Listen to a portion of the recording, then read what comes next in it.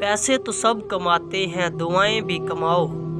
دعائیں وہاں کام آتی ہیں جہاں پیسے کام نہیں آتے۔ اگر اللہ تمہارے مقدر کا فیصلہ تمہارے ہاتھ میں بھی تھما دے، تب بھی تم اپنے لیے وہ نہیں سوچ سکتے جو اللہ تعالیٰ نے تمہارے لیے سوچ رکھا ہے۔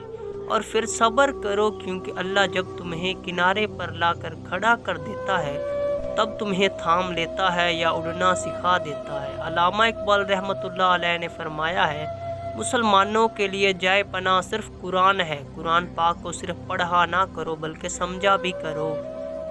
یاد رکھو، حضور صلی اللہ علیہ وآلہ وسلم کا عاشق دنیا میں کبھی ذلیل نہیں ہوتا۔